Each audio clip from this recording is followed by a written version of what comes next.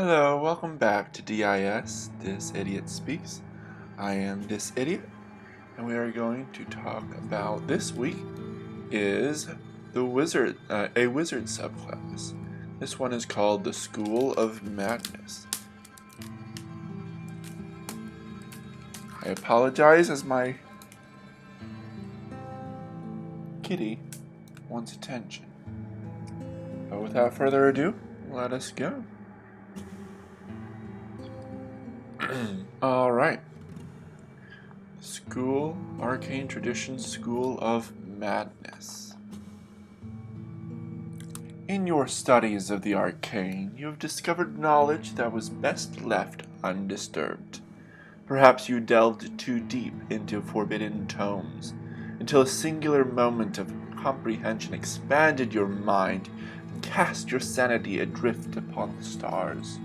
Perhaps you discovered an artifact of ancient magics that whispered into your dreams and led you slowly down the umbral path of eldritch knowings until you could no longer separate reality from nightmare.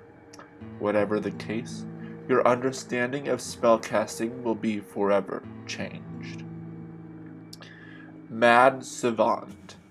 Beginning when you select this school at second level, you gain fluency in deep speech and a secret written language known as Eldritch Script.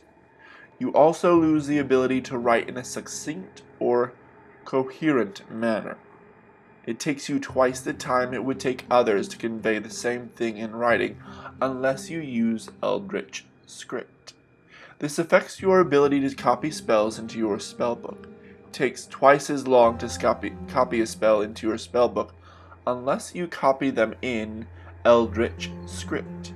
If you copy a spell into your spellbook using Eldritch Script, it does not require any gold to do so.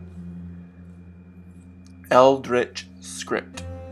Eldritch Script is a unique written language. It uses a variety of characters, symbols, equations, and glyphs to convey meaning otherwise impossible to convey.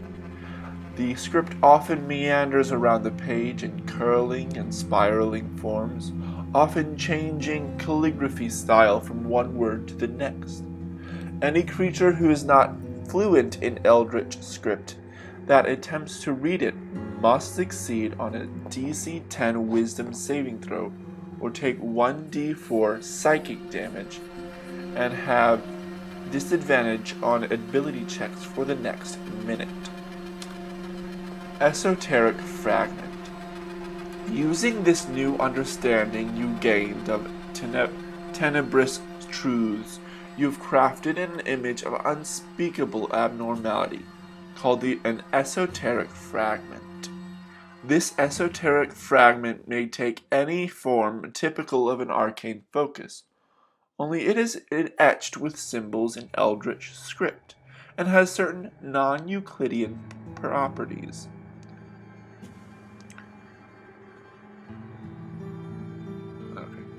While you are holding this esoteric fragment, it grants you the following benefits. You can use the esoteric fragment as a spellcasting focus for your wizard spells. When you cast a wizard spell, you may choose a creature you can see within 30 feet of you. That creature must make a wisdom saving throw against your spell save DC. On a failure, the creature takes psychic damage equal to 1d10 plus your wizard level. On a success, you take 1 psychic damage equal to 1d10 psychic plus your wizard level. You have resistance to psychic damage. If necessary, you can replace the esoteric fragment over the course of a short rest by etching Eldritch Script onto a suitable object. At the end of the rest, the object gains the strange non-Euclidean properties unique to esoteric fragments. If the previous esoteric fragment still existed somewhere, it folds in upon itself, vanishing into nothingness. Not non-Euclidean? Esoteric fragments seem to exist partially in dimensions beyond our comprehension. For example, a wand of coiled bone might twist in uncanny dimensions, impossible to trace from tip to handle. A crystal may have a spiral fracture held within it that makes the crystal seem deeper than it should be possible for its size. The unsettling nature of these objects is only obvious upon close inspection. Cosmic Revelation.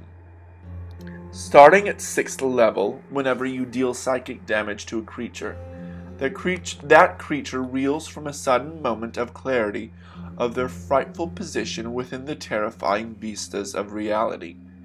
At the start of its next turn, the creature uses all its movement to move in a random direction. To determine the direction, roll a d8 and assign a direction to each die face. The creature also does not take an action this turn. Once a creature has been affected by this feature, they are immune to its effect for the next 24 hours. Inexorable Presence. Beginning at 10th level, whenever you cast a spell written in your spellbook in Eldritch script, using a wizard spell slot, you become host to the blasphemous power of the text.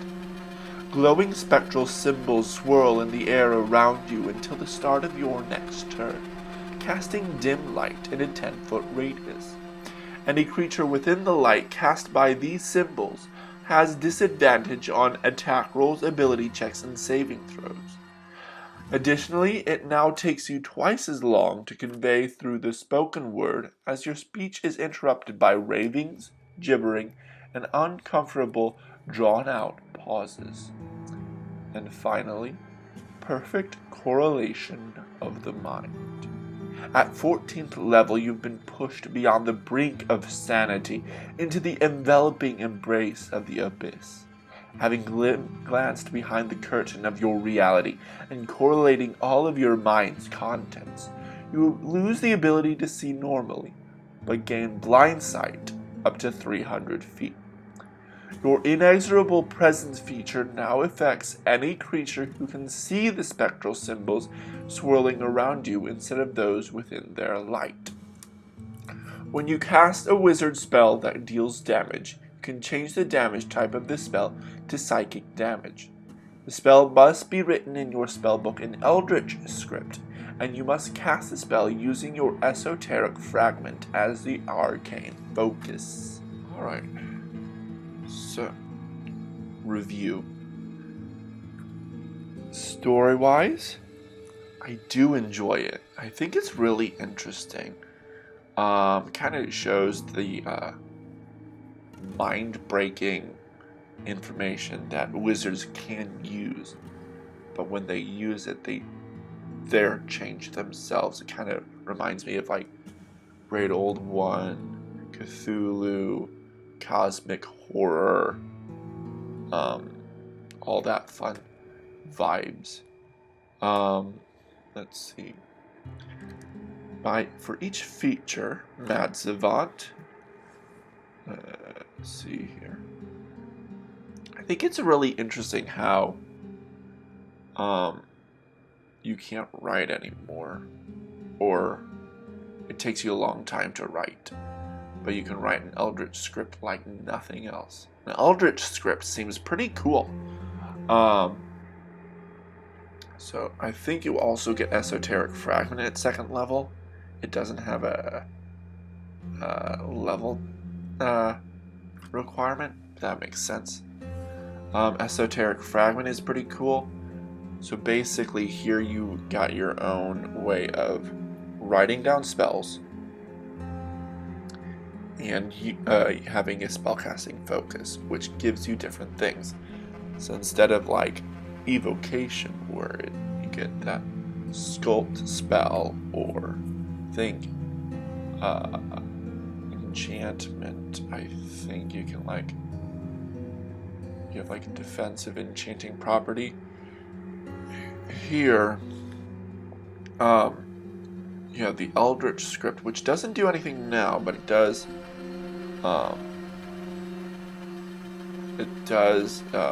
reduce the gold used to copy spellbooks. The Esoteric Fragment, however, is different in that you can do additional damage to others or yourself, which I really like that. Although you have resistance to that. Cosmic Revelation. That's really nice. It's very cool paired with the Esoteric Fragment, where whenever you cast a spell, I guess that's a spell, not a cantrip. That makes sense. You're dealing damage to someone, so whenever you do that, they get an additional condition where they move in a random direction and they can't take any actions, and not bonus actions. Can probably do reactions though, which would make sense. What's also nice is that they're immune to it after the 24 hours. For 24 hours after they've been affected. So it's only like once per day. Inexorable Presence. Let's see here. So using the Eldritch script that we have from 2nd level, here at 10th level it becomes more powerful in that thing. If people are around you, anyone who can see, who's in the light, they have disadvantage on attack rolls, ability checks, and saving throws. That's a pretty cool support. And also, it's hard for you to becomes hard for you to speak, which is cool. Perfect correlation of the mind. That's super cool because it's those who can see it instead of those within the light. Those within the light would be 10 foot. Whereas those who can see it, it depends on like lighting and everything and line of sight. But that's almost everyone. Unless they might be. And then you do lose sight, but you have blind sight, which is pretty nice. Although it doesn't really, I don't think it really helps against flying creatures. Let's see here. Then also you can change damage type only to psychic damage though, which is cool, which helps with your inexorable presence, or not inexorable presence, with your cosmic revelation. So there's that. Of course, it must be written in Eldritch script and be used using your esoteric fragment. So I wonder, so if any of these features are overpowered or underpowered, I would say the only underpowered one would be Mad Savant, but really isn't because it pairs really well with the others. Esoteric Fragment seems to be a little overpowered for its level, but I think that balances out with the Mad Savant. Cosmic Revelation, that's nice. I don't think that's too overpowered. Inexorable Presence, I don't think that's too overpowered for that. And then Perfect Correlation, that's super cool. But I don't think it's too overpowered, especially with, this is at 14th level, so most players are super powerful themselves. They become demigod-like. This does seem to be getting shorter and shorter. Is this too close to another subclass of wizard, or should it be another class entirely? I think it should stay wizard. I think the story definitely supports it. It's not close at all to any of the others that I can think of.